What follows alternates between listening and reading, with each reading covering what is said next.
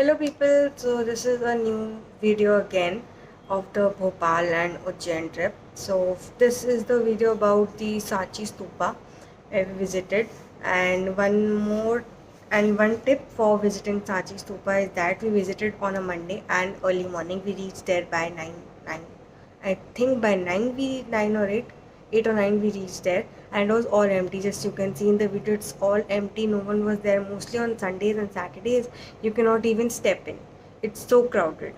And the guide which we had, he was just amazing, so knowledgeable, and we just took advantage of that. Or the positive thing is that he was just amazing, and he explained each and everything of the Sachi Stupa and history about it. It was just mind-blowing experience. And just proceed with the video. We are at Sachi Stupa. Let's go to the entry gate.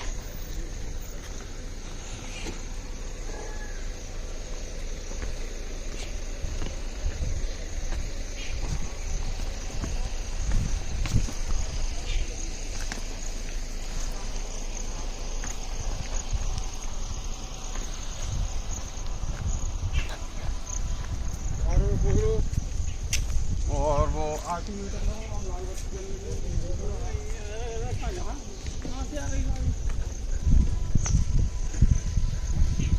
We came early in the morning on a Monday और खाली है. हाँ बहुत पुराना है पापा. हाँ It's very old. अभी तो रेनोवेट हुआ है. अच्छा, काफी इसे रेनोवेशन करा गया है. एक बड़ी गाय जहाँ जन्म प्रसिद्ध है. बोध गया में उन्होंने ज्ञान पाया, डेथ हो गई, महापरिनिर्वाण. अब बुद्ध के जाने के बाद बुद्ध को मूर्ति पूजा है. तो क्या किया? बुद्ध के शरीर में जो कपड़ा होता है उसको चीवर कहते हैं. हाथ में जो पात्र होता है उसको भिक्षा पात्र कहते हैं. शरीर के दाह संस्कार के बाद बची हुई शरीर की अस्थियों को, कपड़े को पात्र में भिक्षा जिसमें लेते थे उसमें रख दिया गया. लगभग वहाँ 8 रूलर्स थे. वहाँ 8 राजाओं ने लड़ाई कर ली थी बॉडी को ले जाने के लिए. अच्छा. जो जीते वो ले जाए. अब कुशीनगर में मल्ल थे. शाक्य कहते हैं कि भाई मैं तो शाक्य वंश का हूँ, वो हमारे ही वंशज से, हम लेके जाएंगे. कोली कहते हैं कि उनकी पत्नी यशोधरा हमारे वंश की थी, हम लेके जाएंगे. अजातशत्रु कहते हैं हम राजगृह लेके जाएंगे. तो ऐसा हुआ. कुशीनगर के मल्ल कहते हैं कोई कहीं नहीं लेके जाएगा, मेरी जमीन में खत्म हुए, हम किसी को नहीं देंगे. तो लास्ट में क्या हुआ? उनकी अस्थियों का बंटवारा हुआ ब्राह्मण द्रोण के द्वारा. तब जाके उन्होंने 8 स्तूपों का निर्माण करवाया. उनमें अस्थियां आ गई. 2 सेंचुरी निकल गई. कलिंग युद्ध के बाद अशोक ने युद्ध का रास्ता छोड़ के बुद्ध का रास्ता छोड़ा. तो अशोक ने कहा कि ये स्तूपों का मार्ग धर्म प्रचार को आगे, तो धर्म को प्रचार करने के लिए रास्ता आगे बढ़ाना है, स्तूप बनाना है. तो स्तूपों में तो अस्थियां हैं. वहाँ 7 स्तूपों से अस्थियां निकलवाई अशोक ने. फिर सांची में स्तूप बनाया. तो यहाँ से इसलिए स्तूप बना क्योंकि अशोक सम्राट की जो वाइफ है देवी, वो यहाँ से थी, विदिशा से. जहाँ नगर होगा, जहाँ पानी होगा, जहाँ एकांत होगा, वहाँ तो धर्म संस्कृति स्थापित होगी. जब लोग होंगे ही नहीं तो किसके लिए बनाया? लोग फॉलो कर सकें इसीलिए तो बनाया. तो नगर विदिशा, वैश्य नगर. बुद्ध को फॉलो करने वाले सांची, लॉर्ड विष्णु को, जैन तीर्थंकर को फॉलो करने वाले उदयगिरी की गुफाओं में जाते थे. तो उदयगिरी की गुफाओं से हिंदू और जैन फॉलो करते हैं और यहाँ से बुद्धिज्म फॉलो करता है. बाकी वो मिक्स नहीं बनाए, यहाँ मोनेस्ट्री अलग रहती.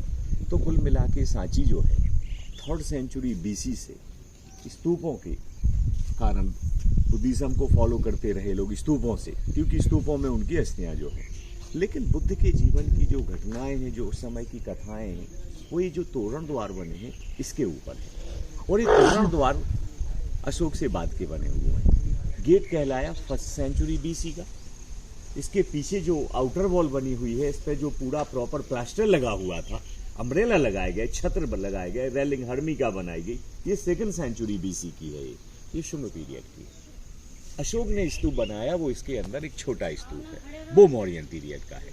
तो कुल मिला के ये है कि हीनियन बुद्धिज्म जो है, थेरवाद बुद्धिज्म जो कहलाता है, उसमें मूर्ति पूजा नहीं थी. महायान जो बाद में आया उसमें मूर्ति पूजा आई. तो कितने समय तक बुद्ध के जाने की मूर्ति नहीं बनी? 500 साल. 5th BC से 1st BC तक. ईसा के पहले 500 मूर्ति नहीं रही। फर्स्ट एडी से मूर्ति आई और ये मूर्ति बनाने का सबसे पहला स्कूल खुला अफगानिस्तान में। क्या कहते हैं? Gandhara school of art. मूर्तियां बनाने की कला। गंधार स्कूल में जो बनाने का बुद्ध का चेहरा था, उनकी बॉडी थी, वो भारतीय नहीं थी, वो थी यूनानी, ग्रीक। किसने शुरू की पहली मूर्ति? कुषाण डायनेस्टी, राजा कनिष्क ने सबसे पहली मूर्ति बनवाई। फिर दूसरी मूर्ति बनी, वो बनी दूसरी शैली, वो आई गुप्त काल में, मथुरा शैली। और मथुरा शैली थी भारतीय शैली, तो अपने जैसे चेहरे थे। चाइना ने फॉलो किया तो उनने भी मूर्तियां बनवाई, तो उनमें आंखें चेहरे कैसे रखे उनने? थोड़े चाइनीज जैसे। जो एक्चुअली चेहरा था बुद्ध का, जिसने देखा था, वो तो कॉपी किया नहीं, वो तो उनको देख के बनाया नहीं। तो जिसने देखा था वो बनाया नहीं, और जिसने बनाया है वो बुद्ध को कभी देखा नहीं। तो लोगों ने मूर्तियां अपने जैसी बनाई। तो महायान मूर्ति पूजन और हीनयान भगत। रियलिटी में किसी ने देखा ही नहीं बुद्ध कैसे दिखते जिसने हैं। उस समय देखते थे वो बनाते नहीं थे मूर्तियां। हाँ, ये बाद में कल्पना की। देखो ऐसा सर जी, अस्थियां तो एक लिमिट की थी। अगर 10-50 मनुष्य बन गए, लिमिट है वो।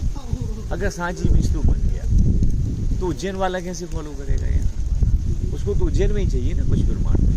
तो उन्होंने कहा भाई ये अस्थियों का रखना ही खत्म कर दो। अब है ही नहीं जब अस्थियां, अब बराबर तो आदि नहीं रहेंगी। बुद्ध के लिए बनाना इस तो उन्हीं की अस्थियां भी है नहीं।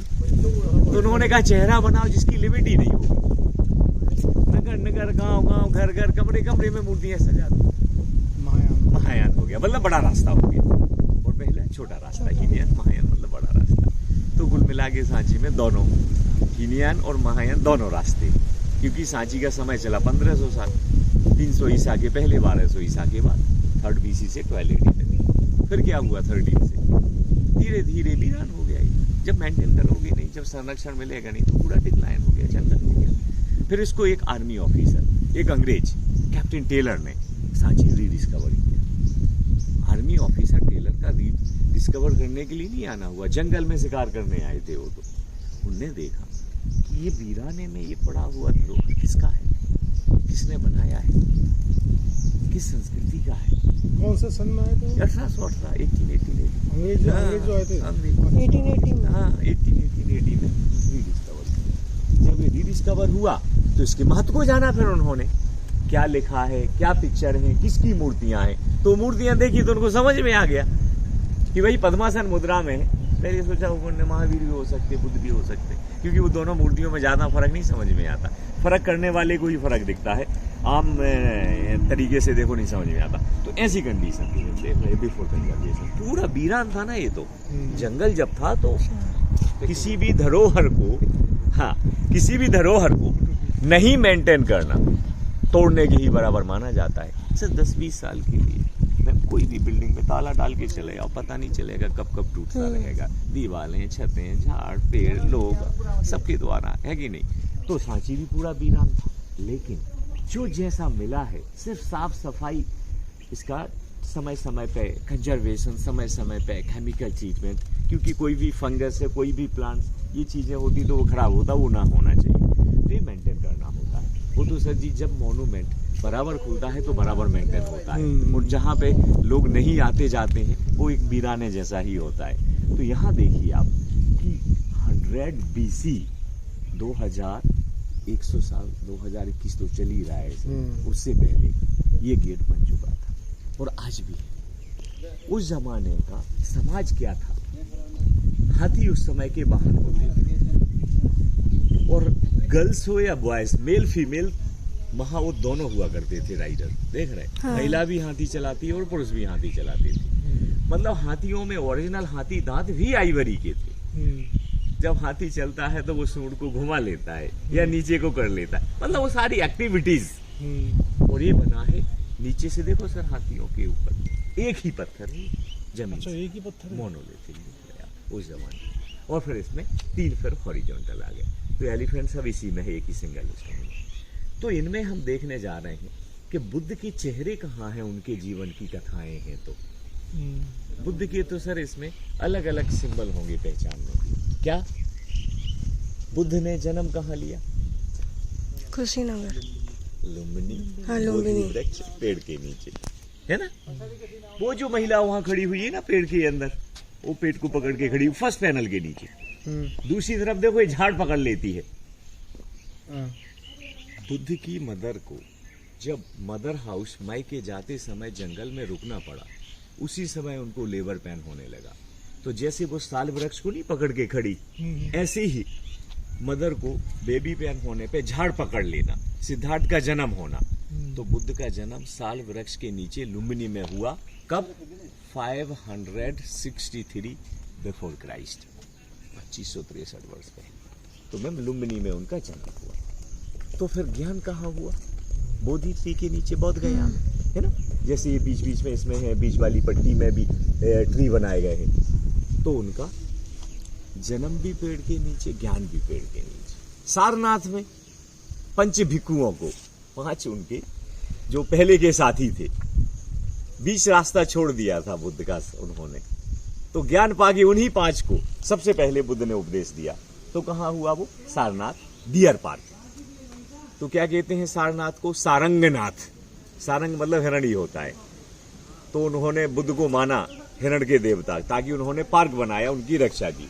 तो बुद्ध ने 5 भिक्षुओं को पहला पेड़ के नीचे उपदेश दिया था। और कुशीनगर में उनका महापरिनिर्वाण भी पेड़ के नीचे हुआ। तो बुद्ध के लिए उन्होंने ट्रीज का सिंबल बनाया है।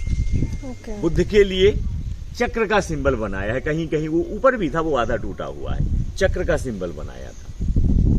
बुद्ध का पहला उपदेश धम्म चक्र प्रवर्तन सूत्र, तो ये चक्र भी सिंबल है। अच्छा, स्तूप भी उन्होंने सिंबल बनाए हैं। जैसे बुद्ध के जाने के बाद उनकी अस्थियां रख के उस पर स्तूप बना दिया, तो वो महापरिनिर्वाण का हो गया। हाथी भी उनका सिंबल है, क्योंकि उनकी माता ने जब बुद्ध गर्भ में थे स्वप्न में हाथी देखा था, तो वो उनके जन्म का। घोड़ा भी है उनके गृह त्याग का। लोटस भी है प्योरिटी का, मतलब बुद्ध के चेहरे नहीं है तोरण द्वारों पे, चिन्हों के रूप में उनसे रिलेटेड चीजें हैं। सिंबल्स हैं। अच्छा, यहाँ देखो स्पाइरल जैसा स्क्रॉल बनाया इन पैनल में, देखो कोने में, ये रोल टाइप का। हाँ। इसको ध्यान से देखिए, बिल्कुल अपने आप जो दिमाग हमारा ऐसे घूमने लगता है पूरा। इसमें है बुद्ध के जीवन की कथाएं। क्या है ये? Scroll, roll open, story open. पहले कोई भी स्टोरी एक रोल में रखते थे और रोल चलता था और स्टोरियां आती थी, इसीलिए इसको कहते हैं स्क्रॉल। या फिर अपने पहले मैसेज भेजे जाते थे रोल करके, वो खोल के पढ़ा जाता था। या अपनी कुंडलियां रोल करके रख देते थे। डिग्री भी रोल करके दिए। मतलब उसके अंदर क्या है, वो रोल के अंदर है, रोल खोलोगे पढ़ने में आएगा। तो ये स्क्रॉल बना हुआ है। यहाँ पे देखो घोड़े हाथी भी थी, एक हाथी भी खाली हो गया, है ना, रॉयल प्रोसेसन। अच्छा, सबसे ऊपर कोने में एक शेर बैठा था, वो दोनों तरफ, फिर दूसरे में और तीसरे में भी थे। ऊपर वाले में देखो उसमें पंख लगे हुए हैं। तो जी इसको कहते हैं ग्रिफिन। ये वो ग्रीक मैथोलॉजी है, जैसे वो यूनिकॉर्न, ग्रिफिन, देख रहे हैं आप? तो वो एक मिथिकल एनिमल है ना, उसको ग्रिफिन कहते हैं। सबसे ऊपर पंख वाला जो शेर है ना। काफी यूनानी कल्चर भी है इसके अंदर, है ना। थोड़ा यहाँ देखिए पास में,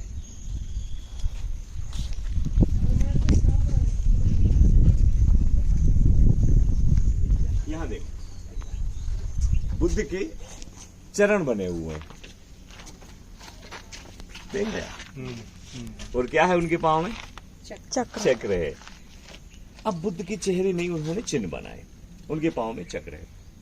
सही जी, ऐसा होता है ना कि कुछ चीजें जन्म से साथ आती हैं और बाकी सब कुछ कर्म से आता है। अब जिस इंसान की एक तो पाँव का काम चलना है, अगर उसमें भी चक्र हो तो वो रुकेगा नहीं, गतिमान रहेगा। बुद्ध अपने पूरे जीवन में घूमते रहे बुद्ध को पाने के लिए, और जब ज्ञान मिल गया तो भी घूमते रहे समझाने के लिए, नगर नगर गांव गांव, लेकिन रुके नहीं। वो कहते थे रुका हुआ पानी साफ नहीं होता, बहते ही हुआ साफ होता है। तो इसको कहते हैं धम्म चक्र गतिमान। तो इसका मतलब है अपने अशोक चक्र भी वही, हाँ, 24 लीलियां मतलब 24 घंटे, सिंबल ऑफ प्रगति, गतिमान रहना है। तो बुद्ध के चरण है, चरणों पे सजी हुई 2000 साल पुरानी मालाओं की डिजाइन देख रहे हैं? कुछ भी नेकलेस नीचे से ऊपर तक देख लो, अगर रिपीट डिजाइन हो तो बताइए आप। देख रहे हो कितनी सुंदर सुंदर मालाएं, मनके मोती देख रहे, चैन वाले, फूलों वाले, मनके वाले, देख रहे आप? 2000 साल पहले सर, एक सिंगल पत्थर में इतने बारीकी से किसने तराशा है? विदिशा के सुनारों ने, जो कि आइवरी का व्यापार करते थे। अशोक की पत्नी विदिशा की नगर श्रेष्ठी की बेटी सम्राट अशोक ने देवी से विवाह किया था ना विदिशा, तो विदिशा का नाम था वैश्यनगर। बेतवा और वेश नदी का संगम है, और जहां व्यापार होता था वहां पे आज भी पिलर है, हेलियोडोरस, जिसको विदिशा के लोग खंबा बाबा कहते हैं। तो विदिशा नगर के बाजू में वो जगह है जहां सम्राट अशोक की ससुराल हुआ करती थी। अच्छा, यहाँ देखो, पहले सम्राट अशोक आया करते थे यहाँ पे। किस लिए आया करते थे वो? भारतवर्ष बहुत बड़ा राज्य था, अकेले एक जगह से नहीं संभलता था, पटना से, तो बटा हुआ था 16 महाजनपदों में। 16 महाजनपदों में उन्हीं के परिवार के जो बच्चे होते थे वो गवर्नर हुआ करते थे, राज्यपाल हुआ करते थे। तो सम्राट अशोक आया करते थे उस जमाने में नौका विहार करते हुए पानी के रास्ते, गंगा नदी, यमुना नदी, बेतवा नदी से। नगर श्रेष्ठी की बेटी देवी से अशोक ने विवाह किया, जो नौका विहार करते हुए मिली। तो कुल मिला के उस जमाने में अवंती राज्य, और अवंती राज्य की राजधानी उज्जैन हुआ करती थी। तो अशोक यहाँ गवर्नर रहते हुए देवी से विवाह की। तो इसमें देख रहे हैं आप, फैमिली का लाइफ और प्रोफेशनल लाइफ। जब राजा अपने परिवार को महल में छोड़ के अपने नगर में जाता है, तो जब राजा निकलता है तो घोड़े पे होता है अम्ब्रेला, ऊपर से होता है, लोग ढोल नगाड़े बजाते जाएंगे, लोग पहली मंजिल, दूसरी मंजिल, तीसरी मंजिल से पब्लिक नीचे देखेगी राजा के स्वागत के लिए। देख रहे, बाहर कुछ छज्जे निकले हैं, उसमें बराबर रेलिंग लगी हुई है, कोई गिर ना जाए, है ना, पीछे पिलर खड़े हुए हैं, ऐसे नहीं दूसरी मंजिल से थोड़े छज्जे बाहर निकाल देते हैं।